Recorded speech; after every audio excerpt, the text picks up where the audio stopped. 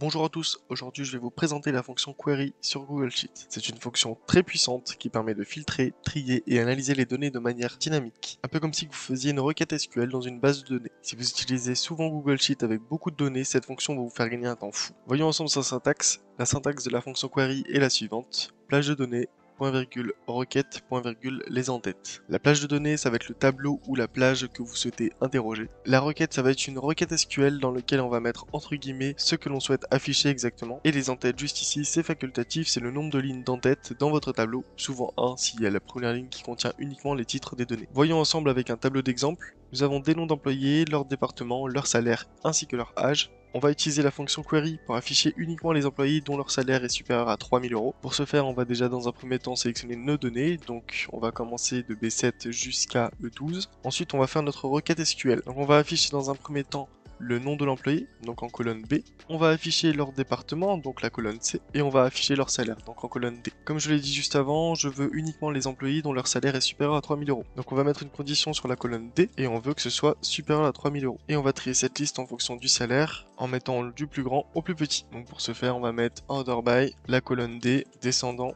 et ensuite on peut fermer les guillemets. Point virgule, et là on va mettre le nombre de lignes de nos en-têtes. Donc là on a une seule ligne pour nos en-têtes. Et ensuite on ferme la parenthèse. Et on obtient donc le nom, le département et le salaire. On a bien notre liste d'employés qui ont tous un salaire supérieur à 3000 €. On voit bien qu'il y a d'autres personnes qui n'ont pas été sélectionnées, comme par exemple Clara, qui a un salaire de 2900 € qui est inférieur à 3000. C'est un peu comme si on disait à Google Sheet, montre-moi uniquement les employés qui gagnent plus de 3000 € et trie-moi cette liste d'employés en fonction du salaire qu'ils perçoivent. Si on veut désormais la moyenne par département, on va utiliser la fonction query. On va sélectionner notre tableau donc de nouveau de B7 jusqu'à E12. Ensuite point virgule, on ouvre les guillemets, on va mettre select la colonne C pour le département et on va mettre la moyenne de salaire pour avoir simplement la moyenne de salaire par département. Parfait, donc on a sélectionné notre colonne des départements ainsi que la moyenne des salaires et on n'a plus qu'à regrouper par département pour éviter les doublons au niveau des départements. Donc group by et la colonne C. Ensuite les guillemets, point virgule et le nombre de lignes de nos en-têtes, donc une. Et on obtient donc le département, donc informatique moyenne de salaire 4300, le marketing moyenne de salaire de 3050 et le département RH avec une moyenne de salaire de 3500. Pour vous entraîner, je vous ai préparé un petit exercice. Vous retrouverez le lien dans la description.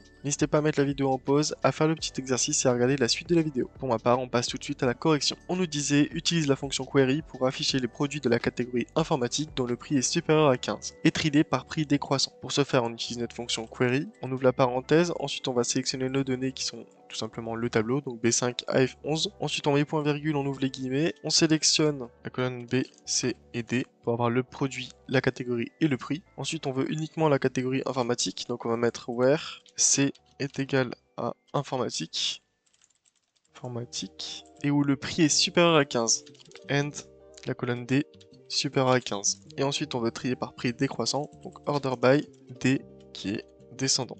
On ferme les guillemets, point virgule, le nombre de lignes pour nos en-têtes, donc une, et ensuite on ferme la parenthèse et on obtient tous les produits de la catégorie informatique et dont le prix est supérieur à 15, et on voit bien qu'ils sont triés par ordre décroissant. Et voilà pour cette présentation de la fonction query sur Google Sheet. Si cette vidéo vous a aidé à mieux comprendre cette fonction, n'hésitez pas à laisser un petit like et à vous abonner pour suivre d'autres tutoriels sur Google Sheet et les outils Google. Merci d'avoir regardé, à très bientôt pour une nouvelle vidéo.